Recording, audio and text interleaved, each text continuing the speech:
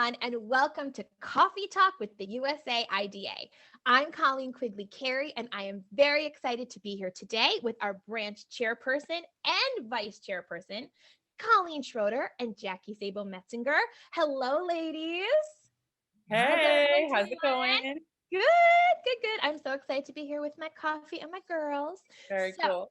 Today, we are diving into all things PreOpens. So this is all about PreOpens. And before I get started, I just want to say that as a teacher, as a parent, I really appreciate how Kogel is thoughtful with their levels. I really feel as though each dance level is fully preparing you for the next one. And you have like a real tangible path and setup for success as you keep moving up the ladder of different dance levels.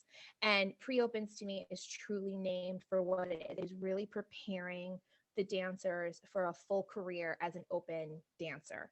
So as we are now getting into it, I have to say that, Jackie, you seem to have done an incredible amount of work in preparation for your spring fesh at the farm, which I know will be fabulous. Yeah, and you have really been working hand in hand with the fesh registrar at OnCogel and have a really good sense of all of the different opportunities there are in competition for our PreOpens dancers. So can you tell us what the different competitions these dancers would be able to enter at your fesh or any upcoming Kogel fesh? Lots of opportunities for the PreOpen dancers. They first have their PreOpen solo rounds, which is very similar to what they've done in the Bungrad levels, where each dance is individualized. You have your reel, you have your slip jig, you can also do treble reel. Everything is set by itself and you get judged separately for that. Then they have the non-championship holder, where they will compete in 2 rounds and get judged for their overall placement. They also have the confined competition, where they will do 1 round, the soft shoe at my fesh, and they will get placed for that.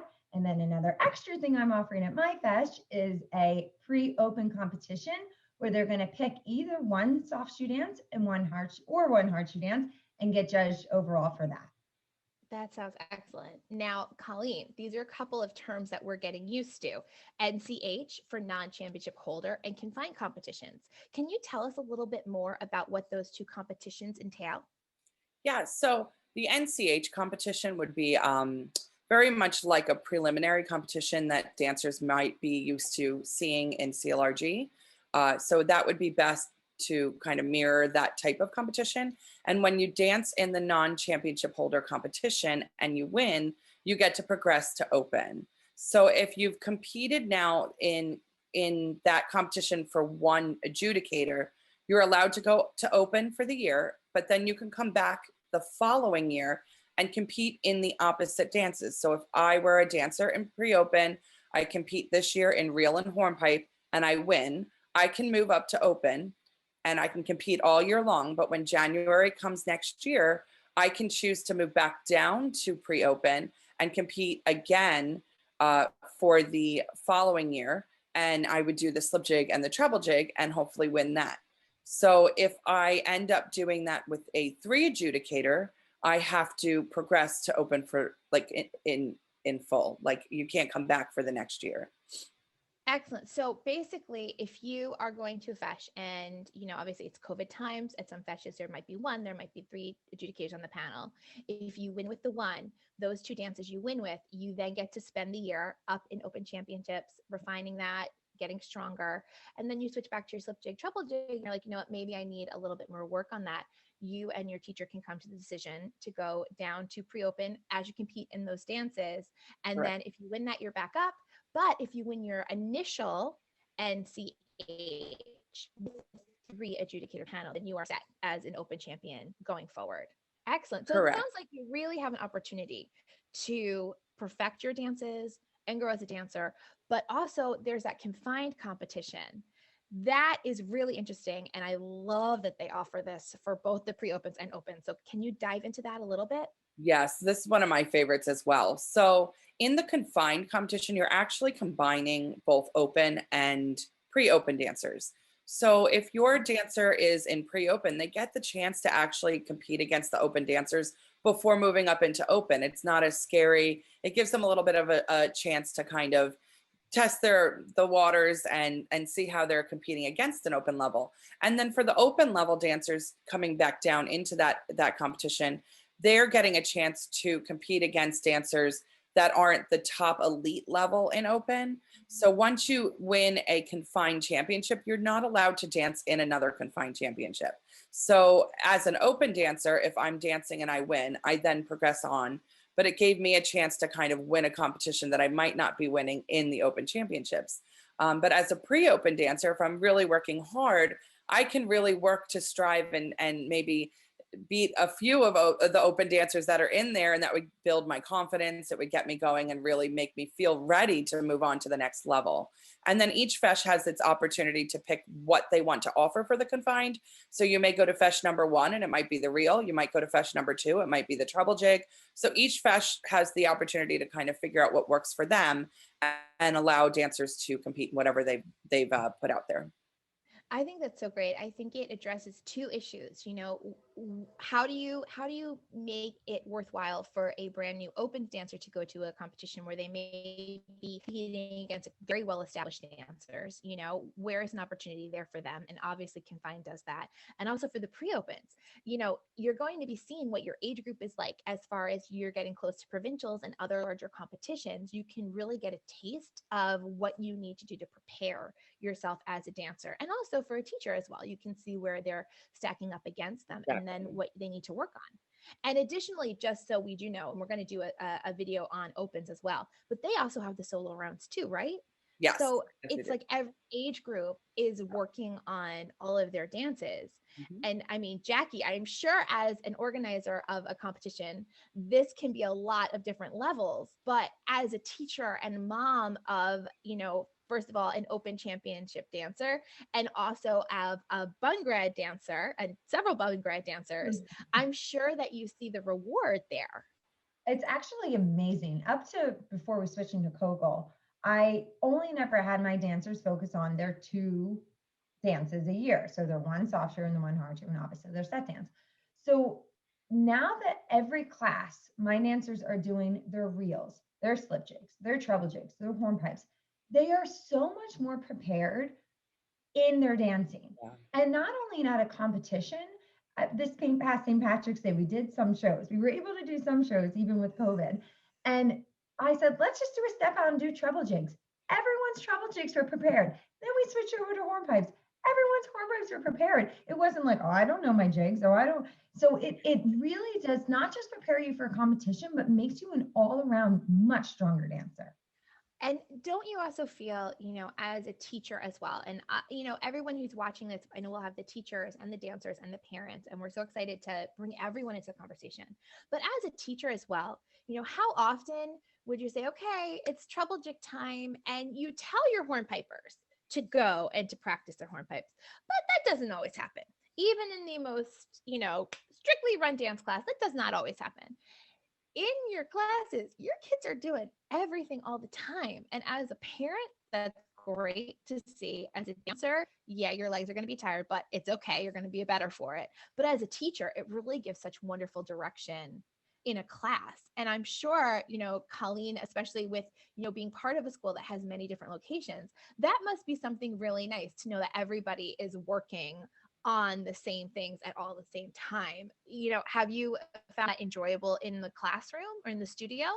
Yeah, so I have to laugh because Jackie's totally hit the nail on the head with the St. Patrick's Day. Okay, everyone line up for reel. I don't know my reel. So yeah, I definitely saw a difference with that as well. And it was really nice. But in the classroom, it's been great because, you know, there's no downtime. So the kids are constantly being asked to dance again and dance again. So their stamina is being built.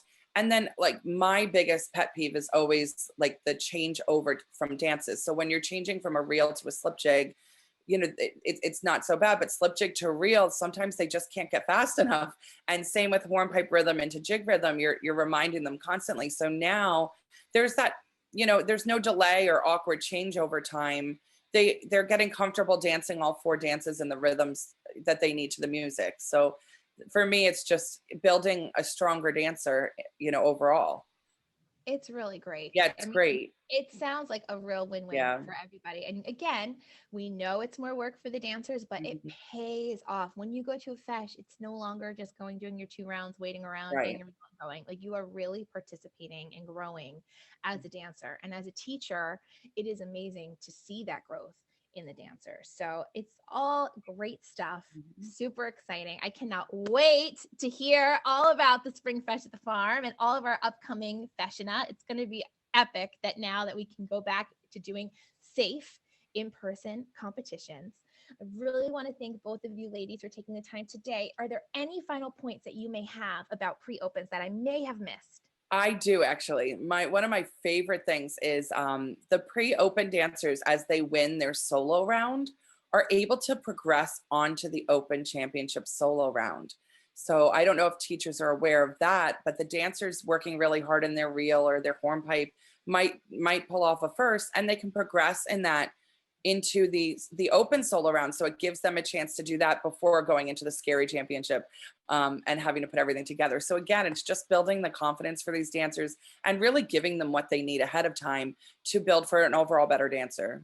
That's fantastic. So if you really have a dancer who's like killing it in their soft shoe or hard shoe, or Mhm. maybe both in specific dances, they have that opportunity. And you know, the thing is that they're going to be competing so much at just one fesh that the idea of a big scary competition, I really hope is something that mentally comes down Exactly. and down and down, and that they are able then to use their preparation for the provincial, for any Exactly. large competitions in the world as they progress on and on. And the stress level of a regular fesh Mhm. comes down, and it's all about putting out your best performance, literally putting your best foot forward.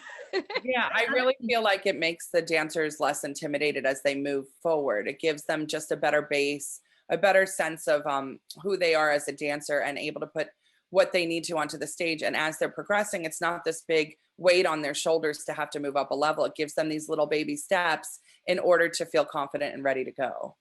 I love Also, that. as a teacher, I'm the only teacher at my school, and sometimes it's hard. I don't want to always second guess myself. Am I making the right decision for every student? So if I have a student who's pre-open, but they're doing their split jig in open and they're doing really well, they're placing top 3. I know as a teacher, that student is getting really prepared for open. It's a really great gauge, not only for the dancer, but for the teachers as well. That's excellent. And don't you also feel though as well, Jackie, that yeah, you may be the only teacher. Oh, there's Kiva. We have a Okay. cameo. Hey, girl. Mommy's recording Kiva. You gotta go back. Okay, but this is nice. I can be in it. Okay, great. Bye. Bye, That's the Kiva. first time. So back to it. Okay. So Jackie, something else, just picking up really quickly because this coffee talk and we've been and everything. You know, one of the really wonderful things about USA IDA as well is that I think we do have a number of teachers in our membership who are, you know, the one teacher run school, or you know, just a couple of teachers together. Another thing that's great is I know that, you know, myself, when I have questions, like you can actually come to the other teachers and talk to them openly, without feeling intimidated as well. So I think the idea, like that Colleen was talking about, how, you know, you become more used to this, you know, this way of thinking, this really nice Kogel way of doing things, it also permeates into the way the teachers interact with each other as well. And you always have that support. Just like today, you know, it's 3 different teachers, 3 places, and all coming together to share information in really open and transparent way. It's really awesome. So on that note, guys, I'm going to thank you both so much for your time. It was so much fun. Can't wait to do it in person soon. I want to thank you all so much for joining us for Coffee Talk with the USA IDA. As always, I'm Colleen Quigley Carey. Have a great day. Bye.